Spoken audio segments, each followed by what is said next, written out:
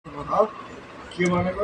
श्री सीताराम बनोस् हामी सबैको काम। आज वैशाख महिनाको 28 गते आइतबार सूर्यनारायणको पनि बार हो। आज नरसिंह अवतार भक्त प्रहलादलाई बचाउन सिधै भक्तले पुकारे भने भगवान धरतीमा आउँछन् भनेर भगवानले पुष्टि गरेको दिन आज नरसिंह अवतार। यदि भक्त चाहे भगवान घरै भनेको दिन छरलङ्ग सेतो भाग्य चम्काउन भक्तको उद्धार गर्न आज भगवानले यस धरामा यस धरतीमा नरसिंह अवतारको जन्म लिनुभएको दिन। असाध्यै शुभ दिन, मङ्गल दिन। आज सबैको कार्य सफल हुने दिन, भक्त प्रहलादको चम्किएको भाग्य रमाएको मन भएको दिन, हामी सबैको मनोआकाङ्क्षा पुरा हुने दिन। आजका दिनबाट 50 योग चलिरहेको थियो।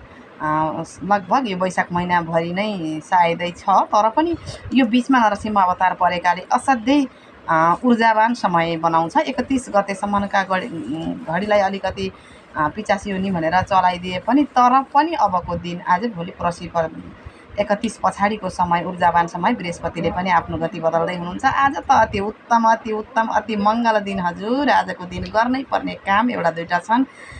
दान पुण्य, अलिकति कुकुरलाई ब्रेड पाउरोटी पिसवाला अनि बिस्कुट दिन मिल्छ बाहिरबाट भने। विशेष अब ढिलो भिडियो हाल्न भए पनि पियालो वस्त्र अथवा सेतो वस्त्रहरू लगाइदिनु होला। त्यस पछाडि 11 बजेर 11 मिनटमा गर्नै पर्ने काम हुन्छ बिहानको अथवा बेलुकीको दिन। बेलुकीको 11 बजेर 11 मिनटमा आफ्नै आमासँग एउटा कुरा भन्नु होला। हरियो चिज पनि दान गर्न सकिन्छ। आज जस्तै आँपहरू हुन्छ, बेलौतीहरू हुन्छ, त्यो चिजलाई दान गर्न सकिन्छ। विशेष वृद्धहरूलाई खुवाउन सकिन्छ। कुनै दुःखीको उद्धार गर्नुहोस् आजको दिन। असाध्यै दुःखीको उद्धार गरियो भने बढी फल प्राप्त हुने हुन्छ। तर पनि आफ्नै आमासँग आज माग्नै पर्ने भन्नै पर्ने दिन, अति सुन्दर दिन छ आज। भ्यायो मिल्यो भने 11 बजेर 11 मिनटमा, नभए बेलुकाको 11 बजेर 11 मिनटमा, नभए दिनैभरि छ।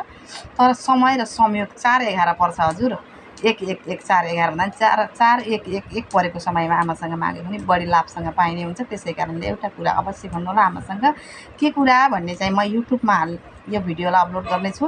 भिडियो गएर मेरो जानुका आचार्य, माता जानुका आचार्य भन्ने युट्युब च्यानल छ, त्यसमा हेर्नुहोला। सब्सक्राइब, लाइक, कमेन्ट के गर्न मन लाग्छ शुभ दिन हुने गरी शुभ विचारसहित गर्नुहोला। मैले पनि सबैको भलो होस्, सबैको राम्रो होस्, हामी सबैको हित होस्, जित होस्, राम्रो कर्म होस्, राम्रा वचन होस्, सबैलाई सुमार्ग देखाउन सकियोस्, आफू पनि सुमार्गमा चलिन सकियोस् भनेर मात्रै भिडियोहरू बनाइरहेको हुन्छु। सोचेर राम्रा विचारका कुराहरू प्रष्ट राख्नुहोला। म सबैको घर जोडिन, सबैको आफन्तीहरू मिलियोस् भन्ने कर्मले मात्रै भिडियो राखिरहेको हुन्छु। कहीँ कसैलाई दुविधा नहोस् भन्नका लागि। त्यसरी